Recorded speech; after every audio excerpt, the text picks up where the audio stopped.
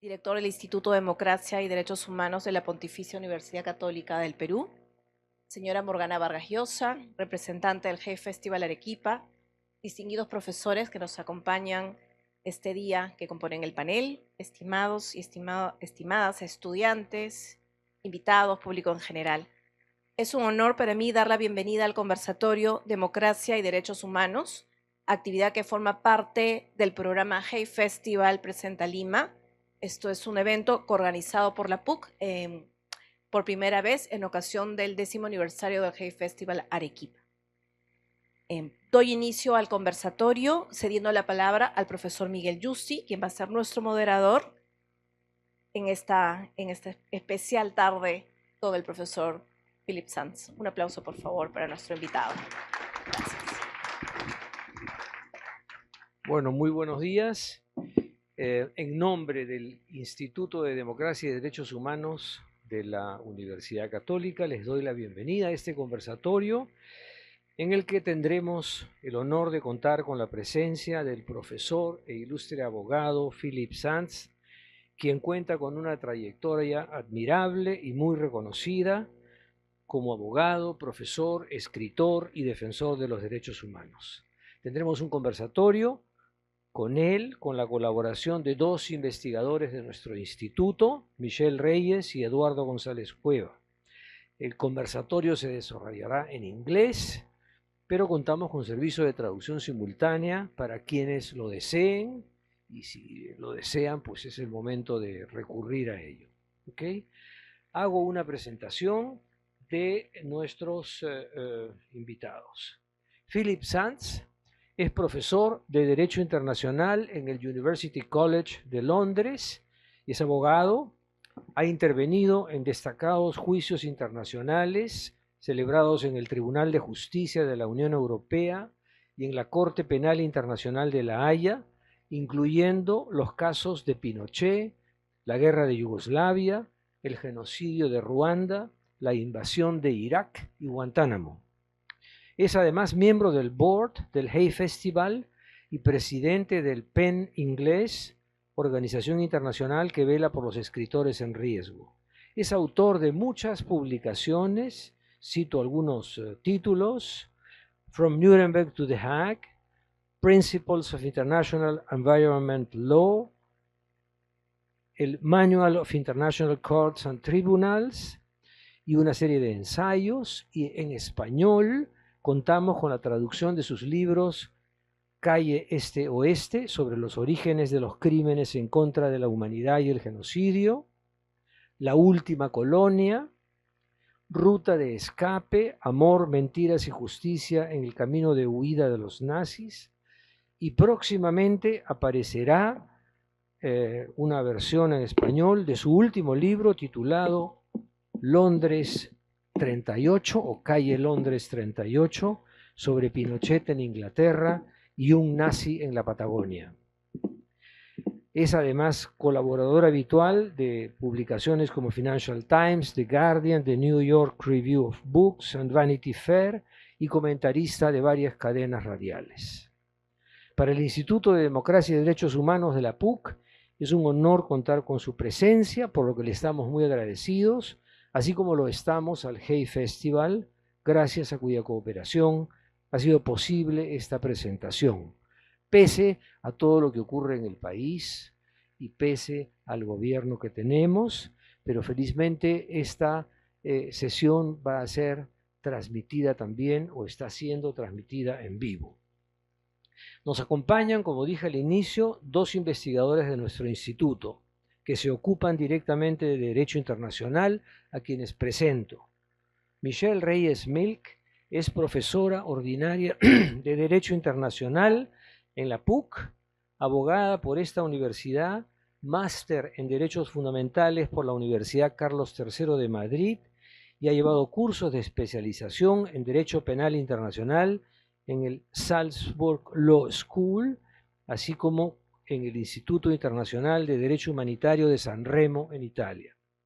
Actualmente se desempeña como abogada senior para el Programa de Justicia Internacional de Human Rights Watch, trabaja en temas de derecho penal internacional y justicia internacional hace 2 décadas, habiendo sido consultora jurídica para organizaciones como Due Process of Law Foundation, No Peace Without Justice y Women's Initiative for Gender Justice. Ha sido coordinadora regional para las Américas de la Coalición por la Corte Penal Internacional y oficial de enlace para las Américas, Asia y el Pacífico en la misma organización. Anteriormente fue asesora jurídica en la Comisión Nacional de Estudio y Aplicación del Derecho Humanitario en el Perú y asistente jurídica en el IDEPUC, en el Instituto Nuestro.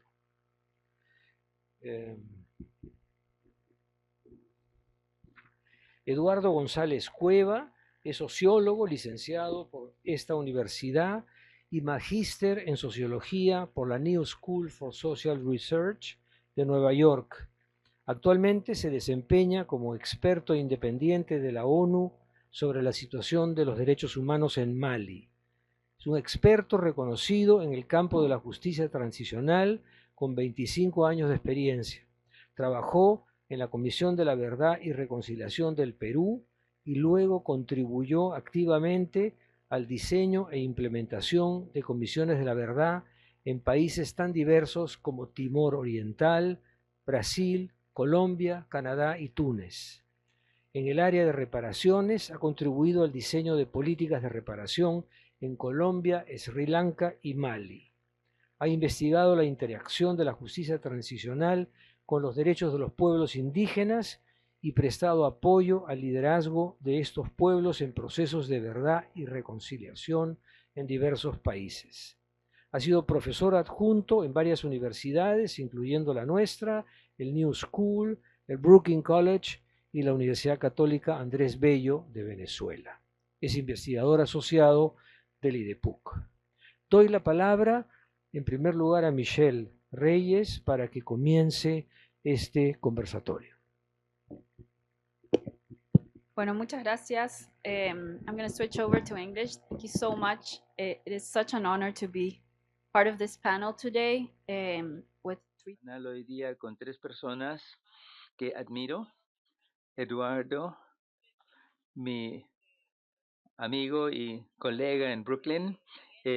Miguel, mi ex profesor de filosofía y derechos humanos. Y profesor Sands, a quien admiro. Cuando estuve escuchando el audiolibro de East West Street, porque tuve problemas con mi cuenta de Amazon.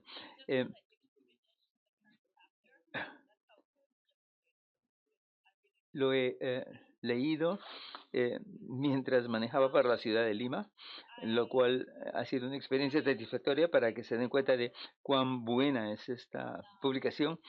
Con Eduardo, antes hemos tenido la oportunidad de trabajar en cuestiones de derecho internacional y creo que como resultado de esta reflexión he tratado de ver algunos aspectos innovadores del derecho internacional. Como abogados de derecho internacional, generalmente se nos dice que somos optimistas en un mundo donde hay muchas áreas de preocupación y allí los abogados de derecho internacional tienen que ser optimistas. Me parece también que somos pragmáticos de muchas maneras. Pero cuando pienso en su trabajo, profesor Sands, sobre todo pienso en usted en términos de innovador en la justicia internacional para tratar de encontrar la justicia a través de mecanismos que no son los más fáciles, pero tampoco los más evidentes inicialmente. Creo que su trabajo con respecto a Pinochet o ICJ en diferentes momentos de la ICJ, de la Corte Internacional de Justicia. Pienso en su trabajo en tanto innovador y me parece que uno de los más aspectos más interesantes de la justicia internacional contemporánea. Eh, la Corte Internacional de Justicia, que es una de las más conservadoras, se ha podido llegar a soluciones. Estoy pensando en hace 10 años, cuando uno iba a la Corte Internacional de Justicia para encontrar respuestas con respecto al cambio climático, acudir a la persecución por cuestiones de género en Afganistán, o para encontrar por lo menos una ruta para la justicia por los crímenes cometidos en Siria. Entonces, la pregunta es, ¿cómo es que enfrenta usted que los grandes retos que enfrentamos hoy día en la justicia internacional, el derecho internacional en general, cuál crees que es la ruta para la innovación? Me parece que esta pregunta es particularmente importante para los que practicamos el derecho internacional en el sur global, donde necesitamos innovación debido a los retos cotidianos que enfrentamos por los gobiernos que tenemos, por el crecimiento del autoritarianismo en esta y otras regiones. Y entonces, ¿cómo innovar en este ámbito? Gracias. Me parece que son excelentes preguntas para comenzar este diálogo. Quisiera decir, bueno, discúlpeme en primer lugar por no hablar en castellano. Mi castellano es bastante deficiente. Por lo tanto, mi disculpas, pero también mi aprecio también por estar aquí en esta excelente universidad. Es mi primera visita al Perú y he encontrado ahí muchos escritores, intelectuales, estudiantes muy interesantes que me han dado mucho felicidad. Estoy muy contento por ello. Así que con respecto a la pregunta, que me parece que es importante, he sido un académico durante muchos años y me encanta mi vida académica, me encantan mis alumnos, me encanta escribir, e incluso si tuviera la oportunidad, lo haría todo de nuevo, porque es una situación, condición de la que me siento orgulloso. Pero algo sucedió en el 2003 que me hizo salir de este gueto maravilloso del mundo académico del derecho internacional, y fue un momento muy especial para los que, cuando estuvimos participando en un movimiento como de 2 millones de personas, y recuerdo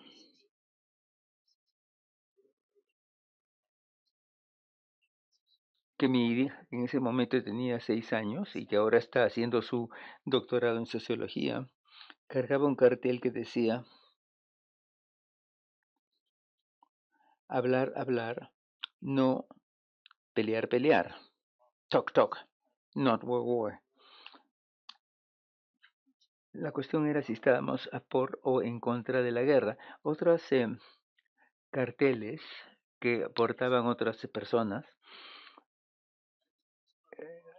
me hicieron darme cuenta por primera vez que las personas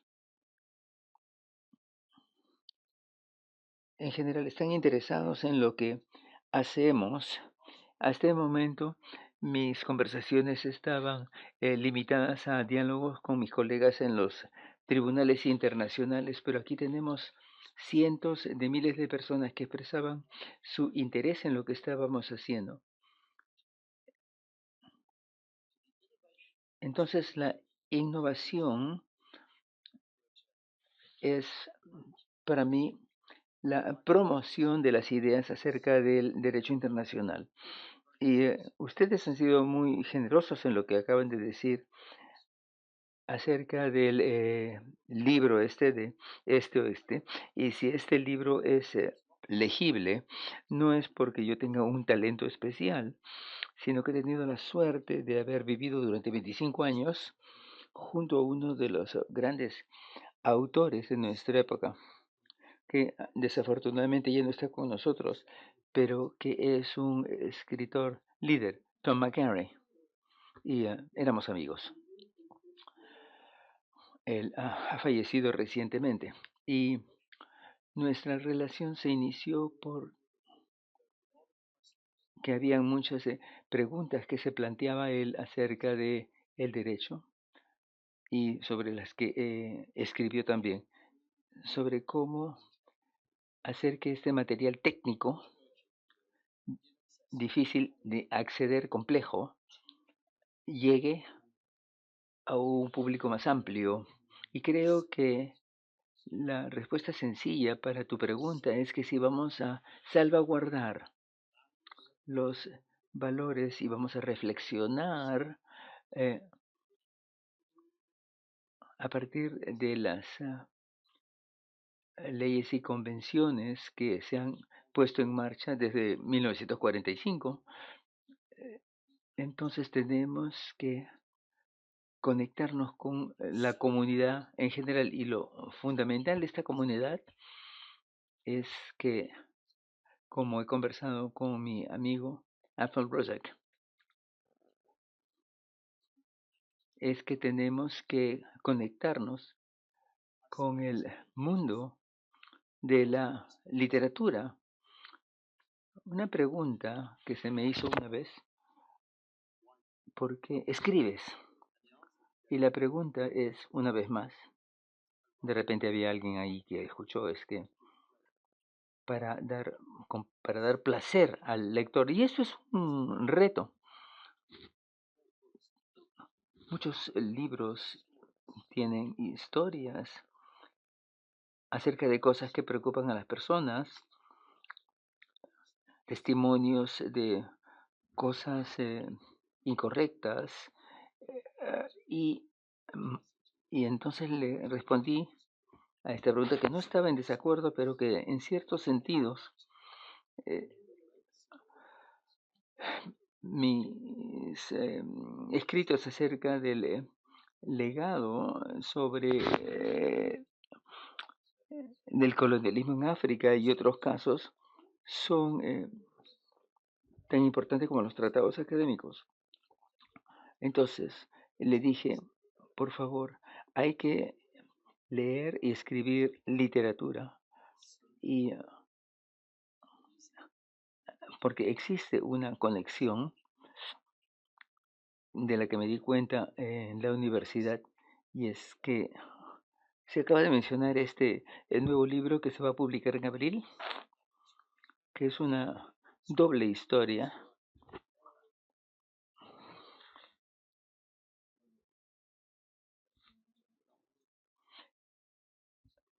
y es una cosa difícil de hacer. Y hay dos escritores extraordinarios que tratan de llegar a un público más amplio, que uno de ellos es Bruce Chadwick, que no es de ficción, que escribió acerca de la Patagonia, y donde habla acerca de todas estas personas con las que se reunió en sus viajes. Y el otro lado es que tenemos a este escritor, Bolaños, que escribe lo que sucedió en Chile. Y resulta que su novela, esa obra de ficción, está basado en la realidad. Y entonces lo que entiendo es que el trabajo que hago acerca la justicia internacional, las cortes, está íntimamente relacionado con lo que los poetas, artistas, cantantes hacen también, y la innovación viene de esta relación, y decir fuerte y claro que completamente permitible hacer esta conexión, lo que nunca me habían enseñado, dicho sea de paso.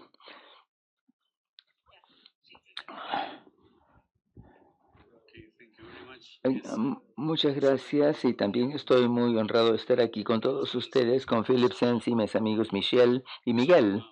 Entonces, estaba pensando yo que estar aquí con Philip es un gran honor, porque no porque él sea una voz, el líder en el derecho internacional, sino porque es un excelente narrador de historias, y me parece que narrar historias nos ayuda a finalizar, eh, encontrar nuestro camino en este laberinto que es la ley, que es el derecho, y también porque me hace pensar en las múltiples maneras en que la historia y la biografía se unen, con este hilo tan difícil, que es tan difícil de describir. Y su libro, East West Street, calle este oeste, es precisamente una invitación a ver la biografía, en tanto relacionado directamente con la historia. Calle este oeste traza la historia de su abuelo hacia la ciudad de Lentford, en la Ucrania occidental, que ahora se llama Lviv, y de las personas que vivieron allí exactamente en ese momento, en una época muy oscura de la historia, y que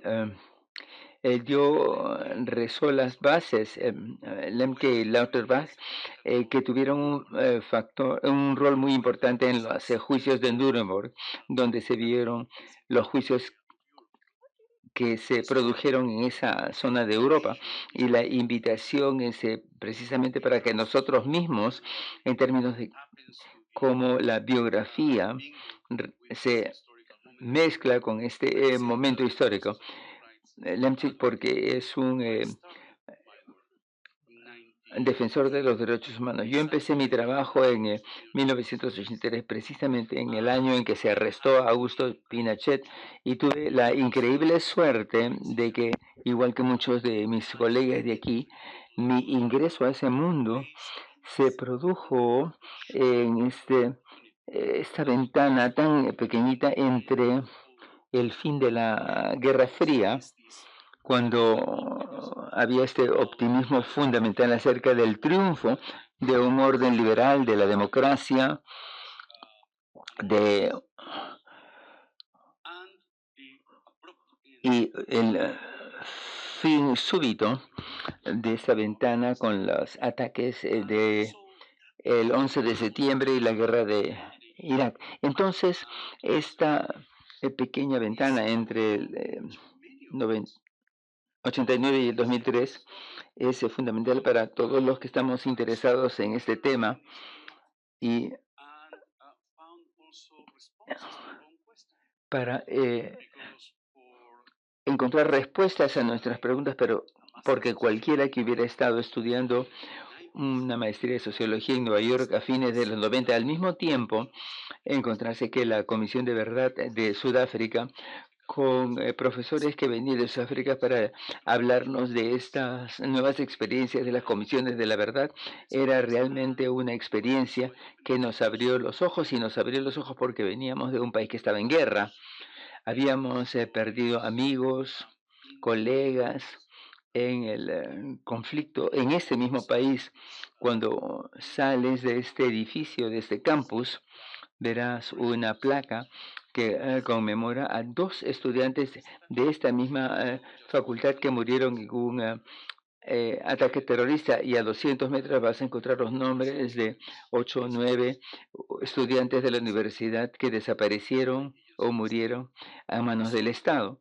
Entonces, son todas esas historias que llevamos con nosotros, y la historia que tratamos de que tenga sentido en estas ventanas en las que vivimos. Y entonces quería contarles una anécdota que muestra una vez más por qué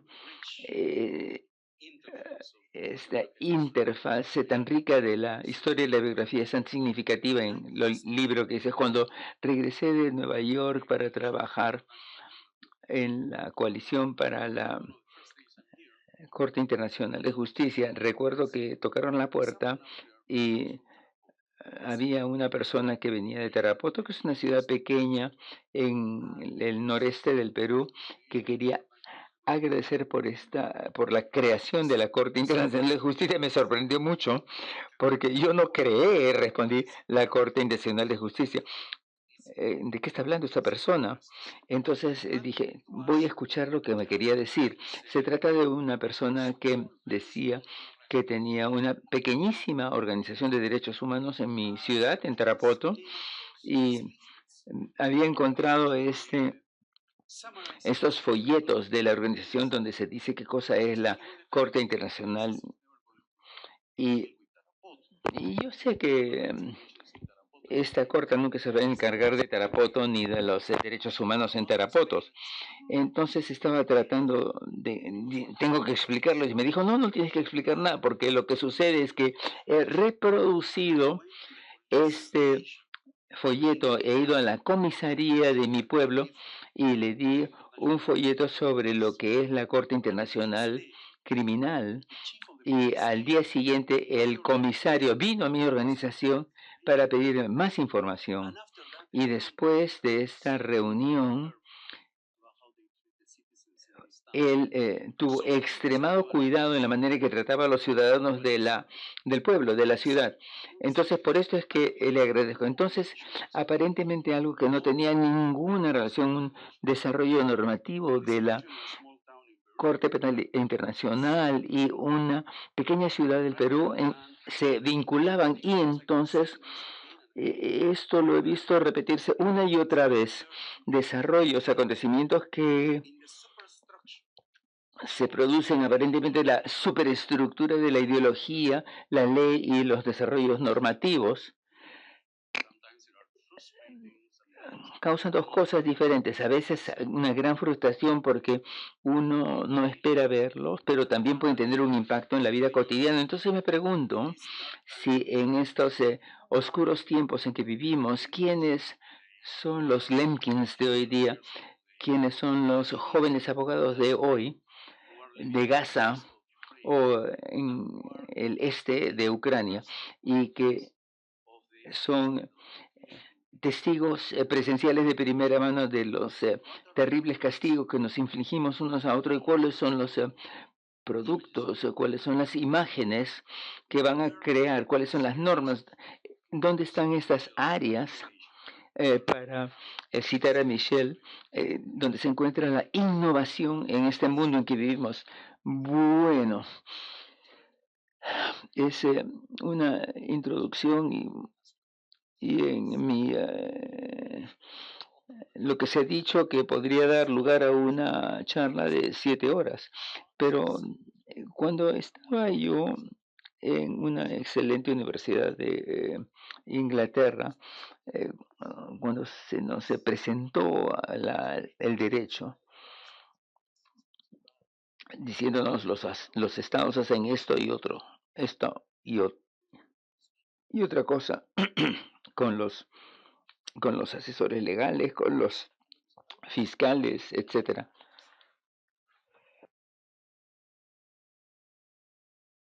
que escuchaba todo esto, pero solamente cuando empecé a practicar el derecho internacional es que comencé a comprender la biografía, la arqueología de todas estas personas y cosas. Para darles un ejemplo práctico, esto es una cuestión que aprendí de un viejo amigo, el James Coffin.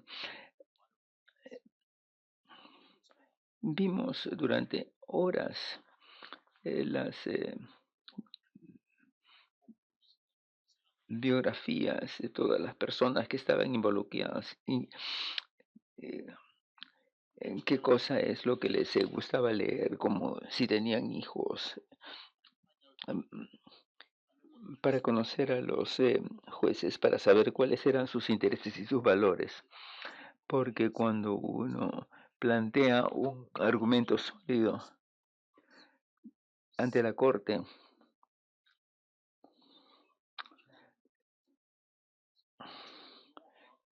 entre esos argumentos y el juez, hay un proceso intelectual en el que los valores individuales, culturas, ideologías tienen influencia, y esto es lo que en una serie de libros tratamos de explicar, y lo que esto ha significado a la hora de escribir estos libros es que cuando trato de comprometerse con algunas personas, puedo estar en desacuerdo fundamentalmente. Uno de los personajes en Este Oeste es un abogado que es un individuo muy educado, y cuyo libro más interesante fue escrito por Curcio Malaparte, Caput.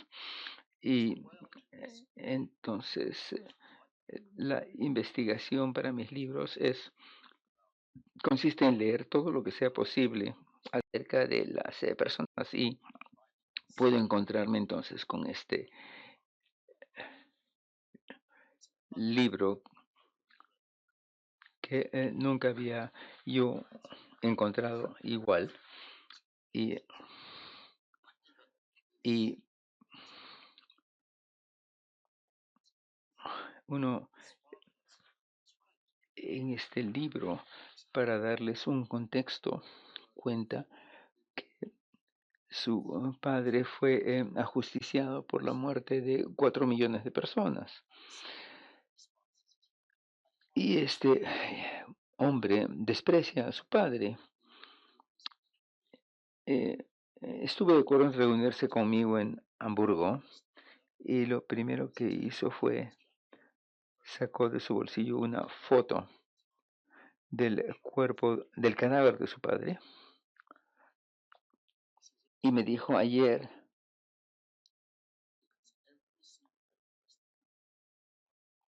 lo primero que hago todos los días es ver esta foto para asegurarme de que esté muerto.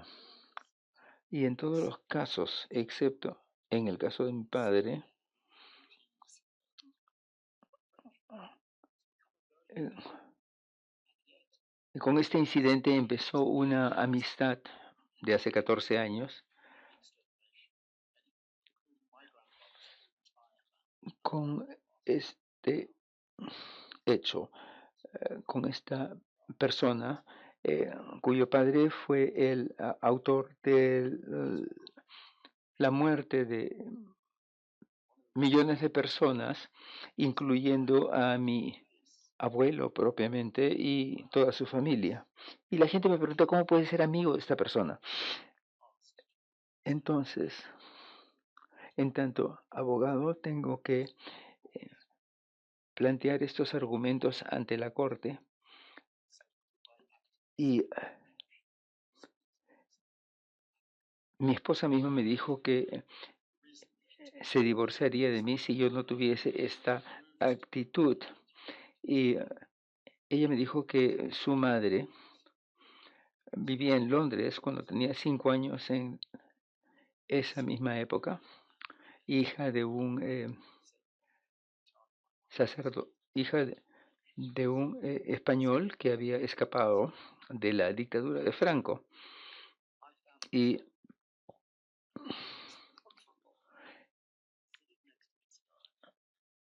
luego me encontré yo sentado junto a esta persona que nos fue presentado como el asesor de derechos humanos de Pinochet. Entonces, en vista de esto, no se trataba de alguien que iba a compartir con nosotros los mismos valores, y aún así, cuando estás sentado junto a una persona como esta y empiezas a conversar con esta persona, uno empieza a comprender, y cuando termina el juicio, uno sigue conversando 20 años después, porque confía en ti, te dice: este es Esto es lo que realmente sucedió y ha compartido con nosotros historias, anécdotas que he incluido en mi libro. Tengo entonces historias internas desde adentro mismo del régimen de Pinochet. Entonces, uno tiene que en dichas circunstancias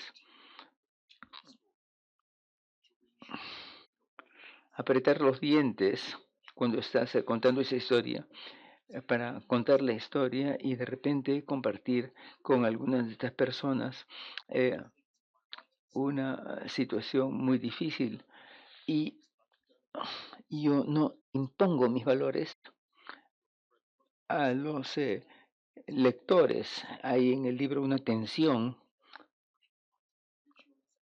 entre la protección de los derechos individuales o de los grupos. Yo tengo mis propias opiniones, pero no impongo mis opiniones al lector. El lector llegará a sus propias conclusiones y esa ha sido mi experiencia también en los tribunales cuando uno se presenta ante el juicio, no le dice al juez lo que tiene que hacer, porque eso no les gusta, sino que uno plantea los argumentos a partir de hechos y de la ley y esperas que lleguen a una conclusión que esté de acuerdo con lo que uno quiere, sin decirles lo que tendrían que hacer. Y ese proceso es muy similar a lo que hace un escritor. Me diría, para liderar, tienes que entender que el lector del libro es independiente y cuando McCary y me dice que el lector lee, por un lado, la historia que estás escribiendo, que has escrito, pero en segundo lugar, el lector está buscando las claves que has metido en el texto para poder autodemostrar que son más inteligentes que el escritor porque ellos pueden llegar a conclusiones antes que el escritor te las diga. Y eso es exactamente lo que sucede en un tribunal. Los argumentos que planteamos en la Corte Internacional de Justicia tienen el objetivo de sentar el cimiento para llevar a los juicios a una conclusión que esté de acuerdo con lo que uno espera. Y esto nos retrotrae a este argumento central de que uno tiene que tratar a cada ser humano, ya sea en un tribunal, juicio, negociación, cualquier interacción, como persona inteligente y autónoma, y no como un autómata que mecánicamente salta a la conclusión que uno espera. Una de las cosas que he tratado de hacer siempre es explicar cómo funciona el mundo y lo que esto significa de una manera muy, lo que me lleva indirectamente a la pregunta de si cuando he encontrado, por ejemplo, gente en Ruanda, en Ucrania, en Gaza y en Israel y en Sudán,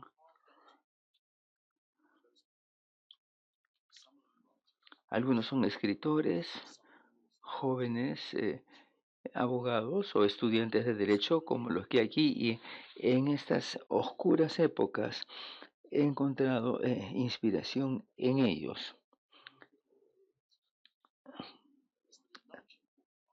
En 1945, la tropa que inventó el concepto de crímenes contra la humanidad y Lemke el de genocidio, a partir de los juicios de Nuremberg, y el hecho de que estaban ellos tratando acerca de los crímenes que fueron juzgados en los juicios de Nuremberg, en lugar de ponerse a llorar, dijeron, tenemos una idea cómo el mundo puede ser mejor y vamos a promover estas ideas independientemente de cuán difícil sea. Y en cada uno de estos puntos, lugares de los que he hablado, Lemke dijo que nosotros vamos a hacer que, vamos a reconocer que vamos a ingresar a una edad o ya estamos en una época de impunidad, y las recientes elecciones en este gran país del norte nos lo muestran claramente. Elegir a un presidente, a una persona que es un criminal sentenciado y que, según los tribunales, ha abusado sistemáticamente contra las mujeres durante un largo periodo de tiempo, que es un misógino, racista, xenófobo, populista, es un indicio, una indicación de que uno puede hacer todas estas cosas y aún así ser elegido presidente de los Estados Unidos de América. Esa es una señal terrible para el resto del mundo, y es una señal con la que estemos tratando. Son tiempos difíciles, pero uno tiene que eh, seguir de todos los principios por los que uno presenta, y en estos tiempos difíciles, como por ejemplo el caso de este señor que trabaja en esta pequeña ciudad del Perú, eh, pero definitivamente son tiempos muy difíciles los que enfrentamos. Muchas gracias. En relación a eso, he tenido dos mentores en la derecho en mi vida, el doctor Salman y el por el lado profesional. Y Eduardo y yo hemos trabajado en diferentes momentos con ellos, y estoy completamente de acuerdo en que cuando se trata de entrar a este campo a fines de los 90, en mi caso, hablábamos acerca de la época dorada del derecho internacional, esta pequeña ventana en estos años. Y he reflexionado mucho al respecto, porque en los primeros años en que estaba enseñando yo justicia internacional, siempre hablábamos acerca de este época de después de la Segunda Guerra Mundial, y eh, esta especie de parálisis de 4 o 5 décadas, y como si nada hubiera sucedido. Y estaba yo estudiando mucho acerca de la historia de América Latina, donde esta idea de que muchos de los movimientos, particularmente de las víctimas, estaban empujando la la idea de la justicia, y a pesar de esta brecha como de 5 décadas, conversaba con Eduardo acerca de cómo solíamos decir que la Corte Penal Internacional o y de la coalición para la Corte, y los movimientos de sociedad civil eh,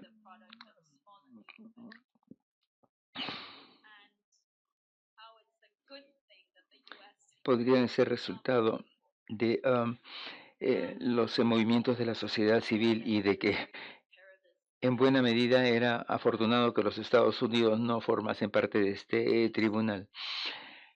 Y cuando vemos prácticamente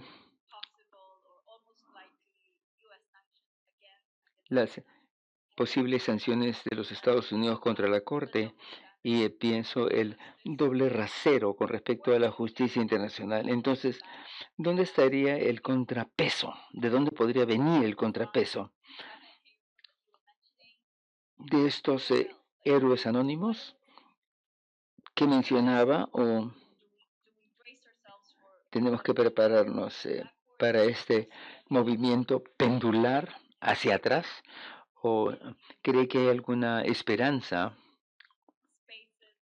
en ciertos espacios?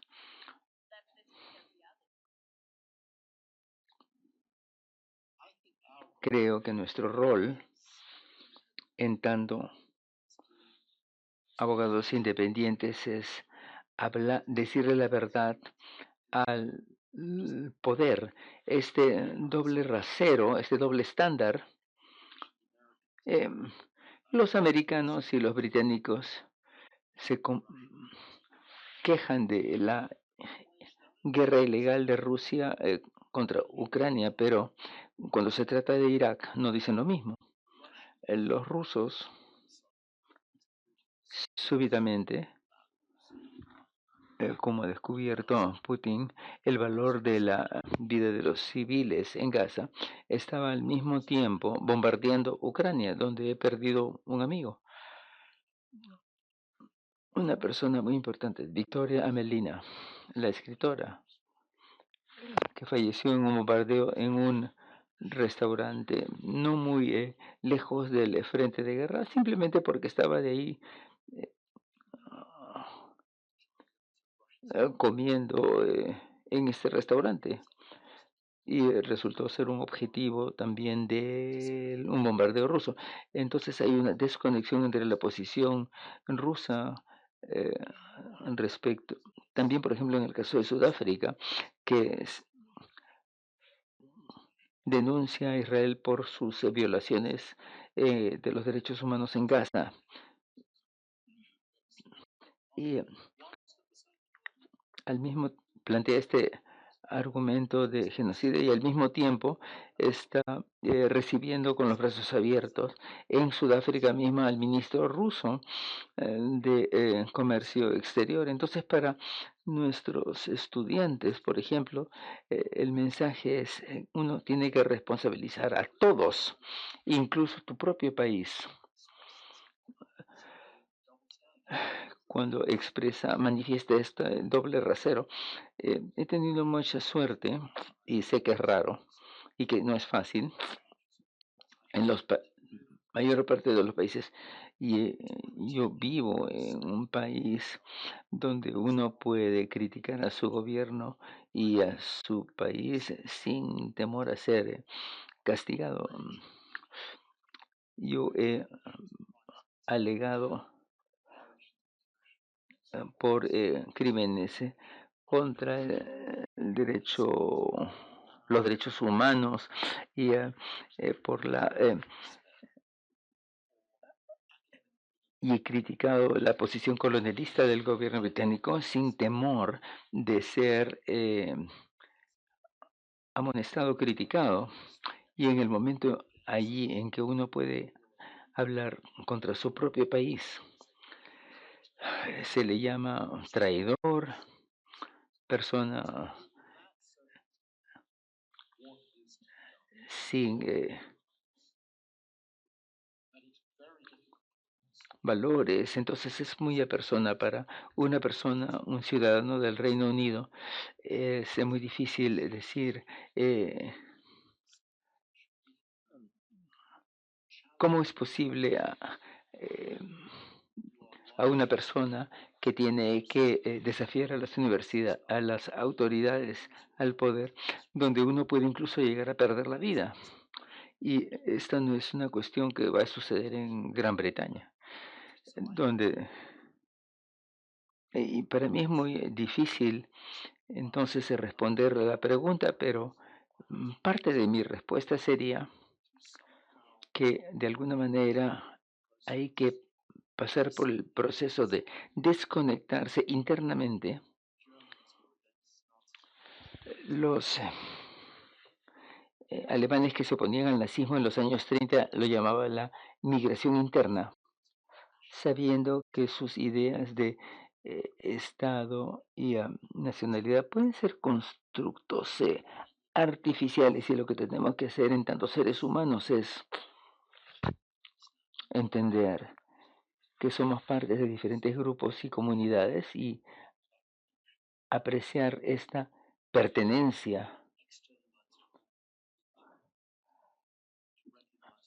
pero interna o externamente, cuando nuestra comunidad se comporta inadecuadamente,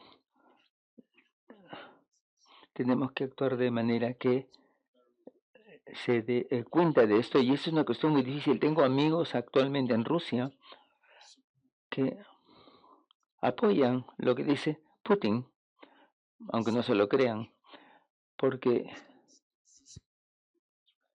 consideran que la esencia misma del existencia misma del Estado está amenazada por este conflicto este-oeste.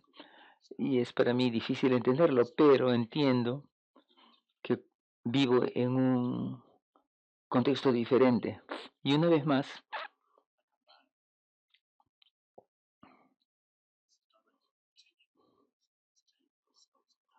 a decirle a los alumnos que hay que salir del mundo completamente del derecho y entrar al de la literatura para permitir que la imaginación propia te lleve a otro lugar donde uno no sienta que siempre tiene que defender lo indefendible, que uno puede ocupar otro espacio.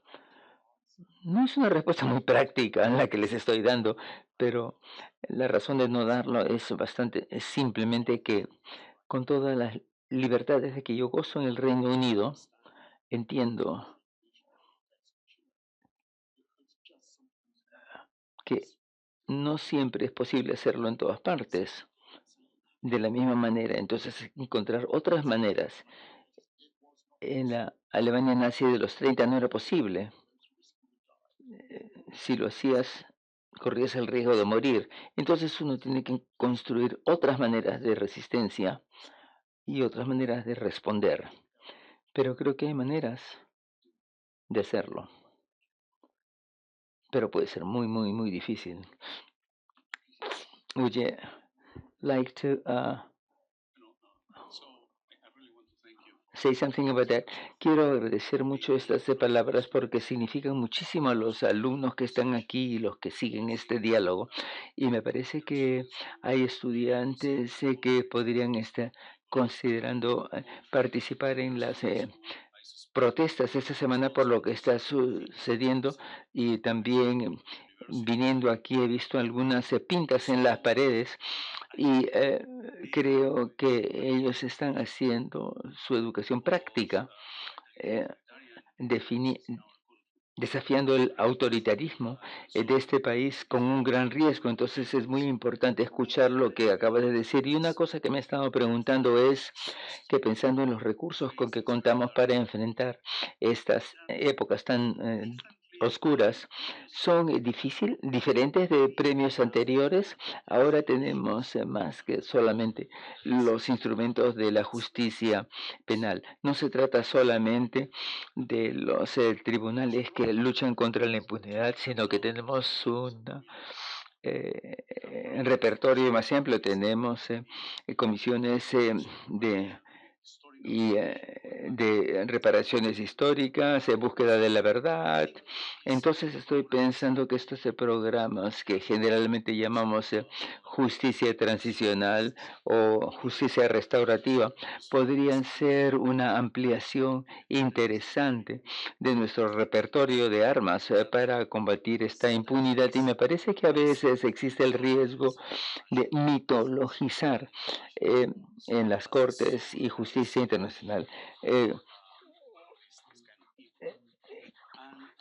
las respuestas ante estos males. Y recuerdo haber estado en un pequeño municipio al norte de Bosnia, en Prijedor, donde durante la guerra los bosnios encarcelaron y exterminaron cientos de personas de sus vecinos, y después de la guerra fueron juzgados por el Tribunal Internacional de Yugoslavia y los sentenciaron contra por crímenes de guerra y contra la humanidad.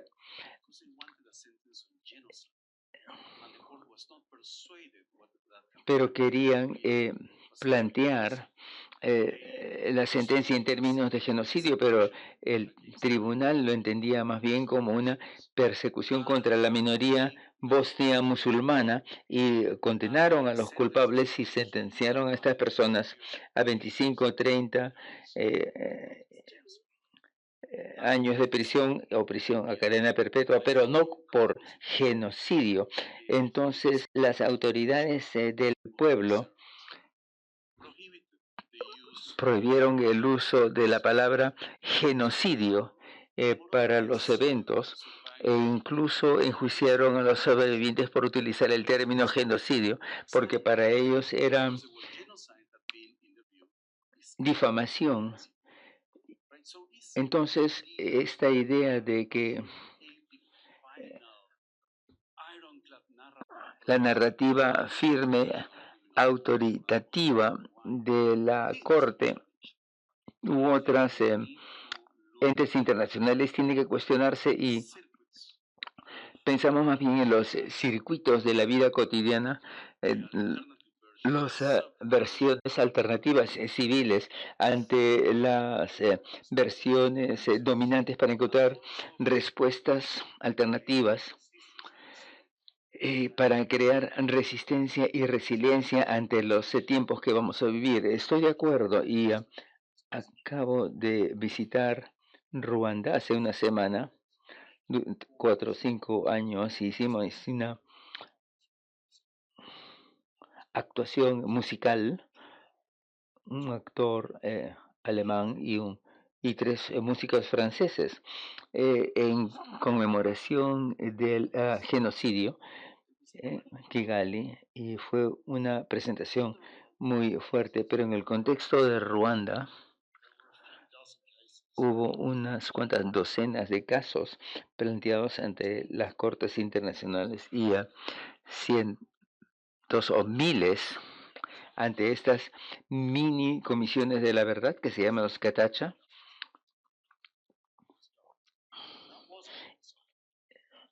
que definió que sí se trató de un genocidio.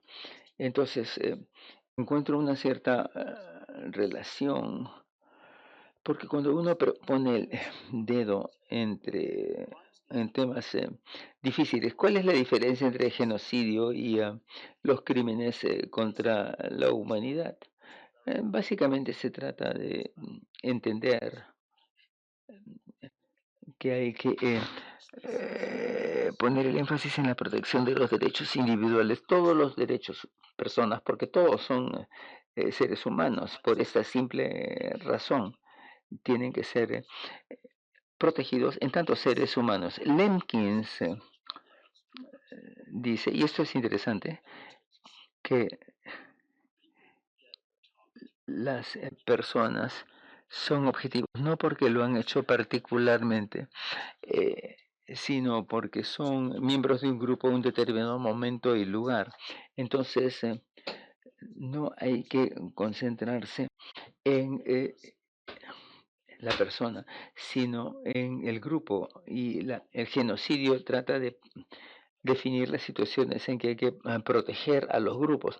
Ambos conceptos surgieron al mismo tiempo en el verano de 1945 y ambos autores básicamente tenían la misma intención.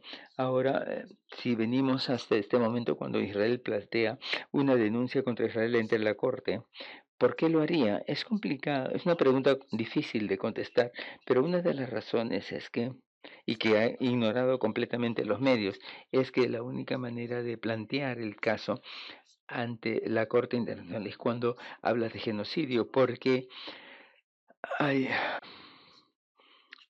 una decisión de 1948 que permite acceso a la Corte Internacional cuando uno habla de genocidio, que es la única manera de plantear estos casos.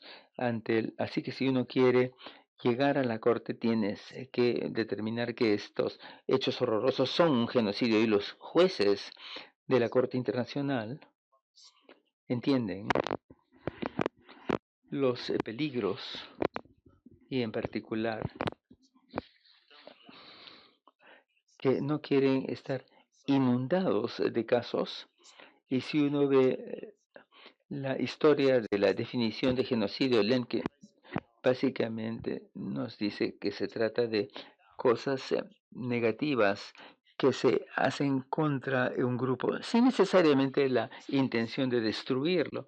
Y cuando los estados están de acuerdo con esta idea, por ejemplo, en el caso de Nuremberg, no se habla de genocidio. De hecho, Lemkin lo llama el día más oscuro de su vida, porque inclusive sus padres, toda su familia fue asesinada. La definición del 45 es la de Lemkin, y en el 48 el Estado quiere definir el término, pero elevan el criterio de definición definitorio, y entonces cuando los casos llegan a la Corte Internacional, se todavía elevan más el criterio y dicen que para probar la intención de destruir tiene que ser la única intención. Y los psicólogos y psiquiatras te pueden decir que cuando los seres humanos actúan, no tienen siempre una razón única con respecto a lo que se dice, por ejemplo, actualmente de Israel y Palestina.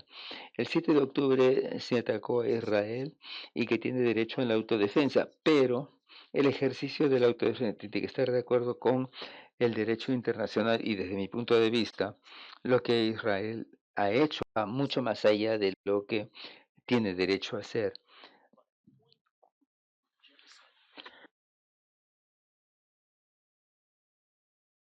Pero cuando Sudáfrica plantea el caso de genocidio en la situación de Israel, entonces se dice que el objetivo no es exterminar a las personas, a la población, sino defenderse. Entonces no hay intención única. Y entonces sospecho que eso es lo que dirían los tribunales internacionales. Y entonces diría que cuando una corte internacional decide que tal o cual acto horroroso es una violación del derecho internacional, o que es un crimen de guerra, o no es, pero que no es genocidio, yo diría, como digo en el libro, que la invención del concepto mismo de genocidio podría causar más dificultades que soluciones. Este concepto brillante tiende a reforzar el odio entre grupos, refuerza la identidad de las comunidades y el odio contra otras comunidades, y da lugar a lo que Lautrec dijo que podría suceder al inventar el concepto de genocidio, que iba a reemplazar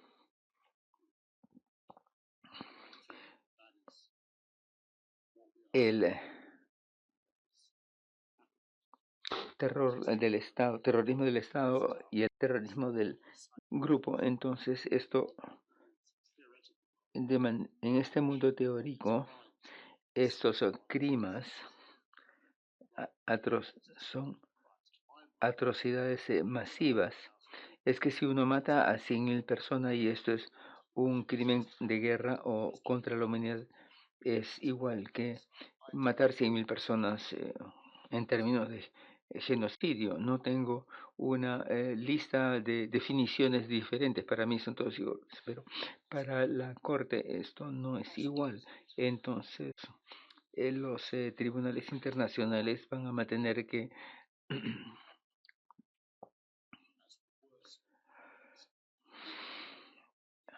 en la corte de la opinión pública el peor de los principios de los crímenes es el genocidio. Y ahora lo que tenemos es una situación donde se ha creado una jerarquía, y la existencia misma de dicha jerarquía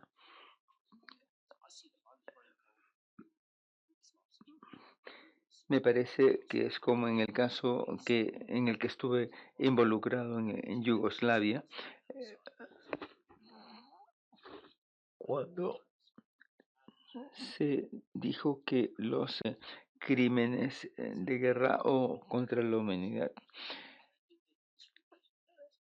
fueron objetos de discriminación. Por ejemplo, en el caso del genocidio de Srebrenica. Entonces me pregunto cuál es la utilidad social de tener esta definición diferenciada. Entonces el uso de Sudáfrica del término genocidio con respecto a lo que sucede en Gaza es muy ofensivo para Israel y otras partes del mundo, así como las actitudes de Israel en otras partes. Me pregunto qué cosa es lo que va a pasar dentro de 10 años cuando se plantea este problema ante los tribunales para decidir si se trató de genocidio o no, y esto va a ser causa de problemas. Entonces el argumento que planteo es cuál es el lugar del derecho penal internacional al respecto. Lo tiene, pero me parece que no es un lugar exclusivo y ni siquiera debería ser un lugar prioritario porque todos los actos humanos tienen consecuencias no intencionales. Y con la creación de estos nuevos crímenes internacionales va a tener consecuencias imprevistas que incluyen más daño en el futuro. We're almost at the end of our conversation, and we would like to seize the opportunity. Grande al profesor Sanz. Thank you very much for your contribution.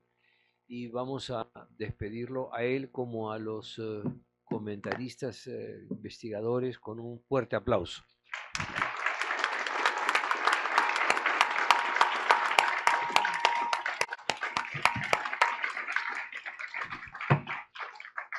Les agradecemos mucho en nombre del Instituto de Democracia y Derechos Humanos de la Universidad y hacemos extensivo, como lo dije al inicio, el agradecimiento a todas las personas, instituciones que han colaborado para que esta reunión sea posible. Son muchas. Siempre decimos que cuando en un evento no se nota quién está detrás de las bambalinas es porque hay mucha gente eficiente y generosa que ha estado colaborando. Entonces les agradecemos mucho y por mi parte, en especial al equipo de comunicaciones del IDEPUC y por supuesto a nuestros 3 invitados. Y dejo ahora con ustedes a Marilu Ponte.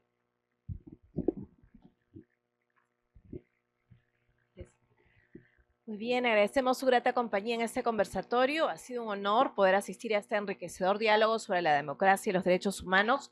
Los invitamos a nuestra próxima cita, que será este lunes 18 de noviembre, con el Premio Nobel de Literatura Abdulrazak Gurnah y el profesor Alonso Cueto. Los esperamos en la sala de conferencias del CCPUC, lunes 18 de noviembre a las 7 de la noche. Nos vemos pronto. Muchas gracias. Que pasen una muy buena tarde.